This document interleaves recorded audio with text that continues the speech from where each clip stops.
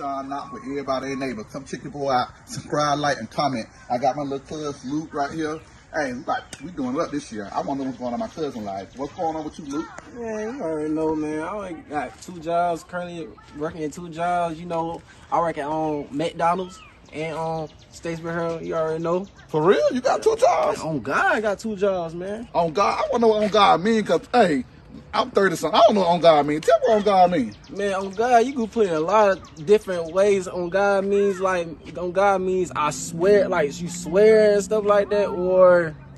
It's a lot of ways you can put on God in, like. But why you gotta swear? Why I gotta be on God? You putting this man on God. This on God. It's a habit, you know how black folks get. We say it's a habit, or it's a young folks thing. They say it's not what a dumb folk thing. Young man, it's not a dumb folk thing. It's I said a young folks thing. Young folk, well, it's not. Well, you can say it's a young folk thing because young folks started that anyway on God mess and shit. You know what I'm saying? But yo, on God could be a lot of things. Like say, like, oh, you got a new car. For real? See, yeah, on God say, hey, bro, I got a new car, bro. I got a new car. On God, I'm like, man, on God, shit, y'all ain't know, man, y'all ain't know shit. Stuff like that, man. But yo, hey mom, how you doing? But yo, keep it going, you know, yo.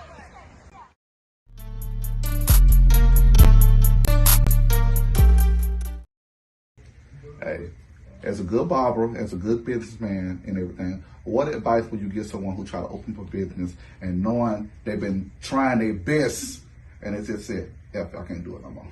Oh man, I would first encourage them not to give up. You already knocking yourself, you know what I'm saying? But if you're just starting out, if you're just starting your own business and things like that, I would say make sure that you prepare accordingly. Basically, preparation prevents poor performance. Meaning, I do my research. I know what kind of budget I'm dealing with. I'm knowing the ins and outs on the type of business I want to run and stuff like that. Knowing I'm getting the right people. All this kind of stuff ties into opening up your business, man. And just really believing in yourself. Really believing in yourself to the point where you know this gonna work. You got to know this gonna work because you banking on this. You know what I'm saying? So give it your all, man, and be smart. Be smart. And that's not saying like if I got $20,000 to invest in my business, let's see how can I try to, decrease this budget where I could save money on the back end. You see what I'm saying? Instead of, let's go all out, spend the whole $20,000. You set yourself up because you never know. Something might happen that come up and then you don't have no money in your bank. You know what I'm saying? Right. We need to get more educated on finances too. And learning more about credit, understanding how to get these business loans, how to get in tune with these type of people to get the funding that we need for these businesses. A lot of people, especially us blacks, we not taught that in the beginning. We don't have parents that teach us that. Correct. We have some that, they do a good job, not knocking the whole race, but we know as a whole, man, we need to educate ourselves on these type of things, man. And with all the information we have out here with Google and cell phones and all kind of internet devices, man, that have access to this education, we need to educate ourselves. We need to educate ourselves to know these kind of moves to make, these strategies to start practicing on a daily basis. So when you already practicing it and it come about, you already ready. Why I got to get ready when I'm already ready? You see what I'm saying? And that's what, preparing yourself would do. You would see how much money this machine would cost to bring it to the business. You would see, what kind of clientele I'm trying to attract, my target market. You know what I'm saying? Right. And all this stuff, I could go more in depth. And when the pandemic first happened, a lot of people had closed down and stopped doing what they really want to do. Start doing, everything. So what made you stay focused when the pandemic first happened? What made you not give up?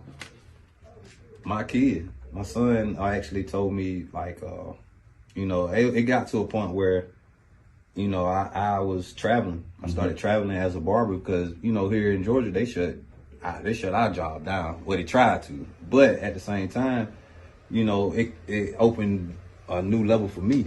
It allowed me to expand, and I was traveling to places like Atlanta, of course. I was going to Macon, Savannah, all the major regions in around Georgia, man. People just wanted my services out of nowhere because they didn't have access to it, and I was still providing it. And eventually, it got to the point where I had a setup. I had a little home shop at my home, and this was before the pandemic even came, and I already had the setup, not knowing how to utilize it. until my 9-year-old son came and was like, you know, Dad, why go back to the shop when you got a shop right here? You know?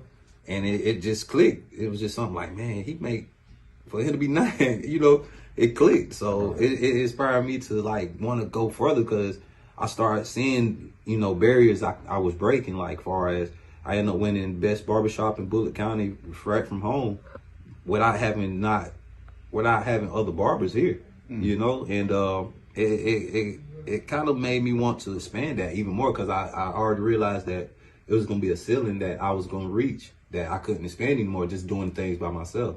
So it made me want to get a team. It made me want to expand this and stuff like that. And then God made it happen where opportunity just came, man. And I can't think of any other person that would have me keep going like that by giving me the energy I needed every day, man, and the passion to want to make this grow. And like you said, man, like when you have a passion for something, you think about it all the time. I was losing sleep sometimes because I wanted this to grow. I really wanted this to grow. And, you know, like I said, my son gave me the inspiration to make this happen. And if he believed in me, that's all I needed, man. And, you know, the pandemic was definitely a bonus for me. You know, it exposed me to new scenery, to new people, and I look up to you. I think you're a good role model. Oh, man, What advice will you give the ones that, like me, my cousin, everybody looking up to you, especially black men? What advice would you give us? I would say, man, believe in yourself, bro.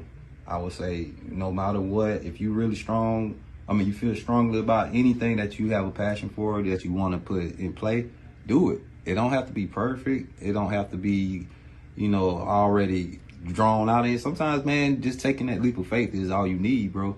And you would be surprised how many people would support you just on you trying, because you breaking barriers already.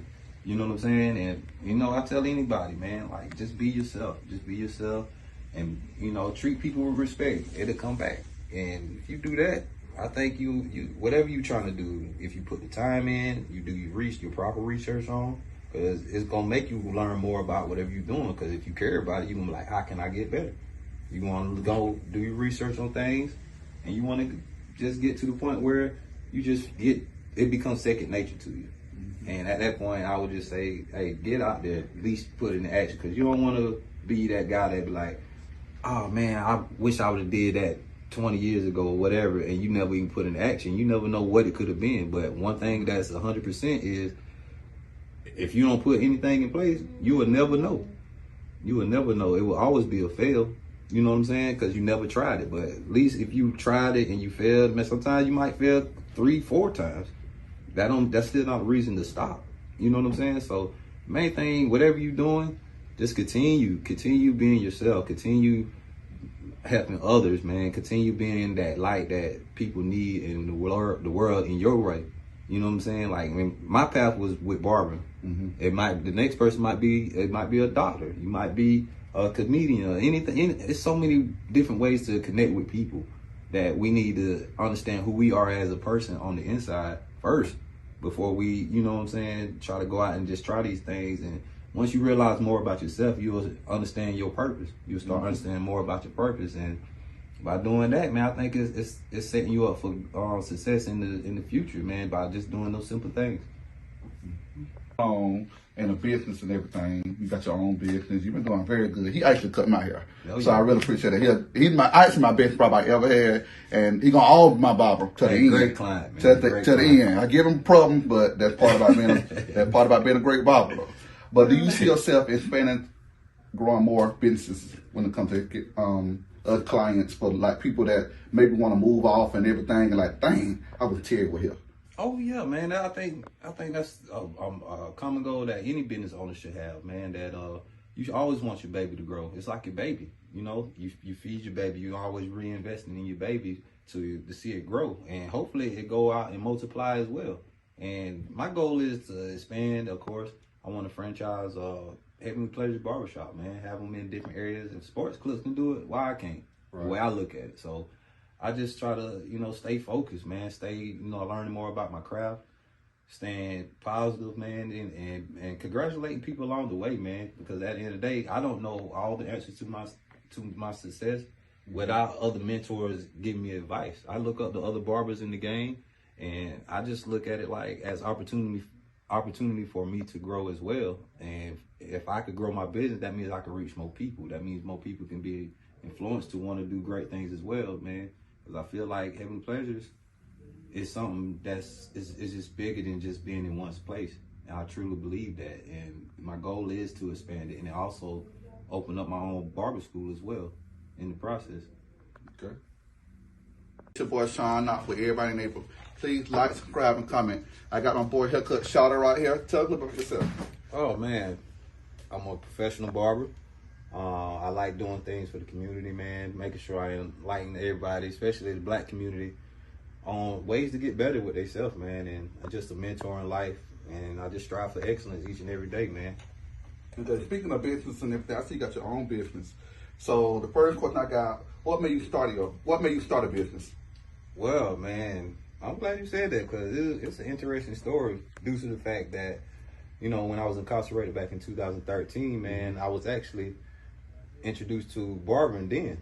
And when push came to shove, man, you know, being behind the walls and stuff like that, you think different. So I had to come up with an idea on what can I do whenever I got out to accommodate my goals that I had at the time and stuff. And it kind of fell in my lap with barbering. And when I got out from jail, I went and hit the ground running, man. I went to different barbershops trying to get in, and it just made me hungrier and hungrier to want to do better, man. And eventually, man, back in 2014, I came up with the name Heavenly Pleasures Barbershop, and I stuck with it until I kept climbing until I got to a level where I can reach that level and made it possible. So it was definitely hard work, but, you know, over time, man, I think just what allowed me to want to go in business even as a kid, man, I just knew I wanted to go in business, but I didn't know what profession at the time. And jail helped me out with making that decision because I ran into something that I love doing. I feel like anybody that goes into business, we need to have that kind of spark about ourselves. We need to have that kind of idea where we have a passion whatever we do. You know what I'm saying? That's going to be the motor to keep your goals going. You know what I'm saying? Keeping your concentration on your task. So, you know, barbering was something that saved my life and helped me prosper into like being the barber that I am today, man. And now we have Heavenly Pleasures Barbershop here. I like that. Haircut Shawty. You go by Haircut Shawty. Yeah. Y'all already know. Heavenly Pleasure. Check your boy out. Tell them the address where you located. Tell them all that. Hey, man, y'all can come check us out at Heavenly Pleasures Barbershop here in Statesboro, Georgia at 300 East Main Street, Suite A, man, right across the street from the U.S. Hair Store 2. East Main Street is located downtown area, Statesboro. Come check us out, man. We got all kind of services, a barrage of things that, man, you'll just love about it. And come try out our massage chair, you know? It's just different here, huh? Also, I ain't mean to cut you off, man, but I got to let them know about IG. Hey, follow us all as well on Instagram. You can look me up at Mr. Haircut Shawty. That's on Mr. Period with an underscore haircut underscore Shawty on Instagram, or you could just look us up at Heavenly Pleasures Barbershop as well, man. If y'all want to get a haircut, get some good mentorship, or just want to have good vibes, man, y'all can come check us out. Like you said, just one of my more loyal clients, man. Been cutting him for years, man. He's seen the growth. Hey, I appreciate everything he's been doing, man. From the beginning, since 2014, I was about the only customer he had. Yeah. Since 2014, Yeah. Look at him now. He got people work from him. That's what I like to see. Hey, even though he is a mentor, he don't even know it, but he's a mentor. He mentor to me and all his fellow employees. Check your boy out. Like, subscribe, comment. Everybody in the neighborhood, Sean.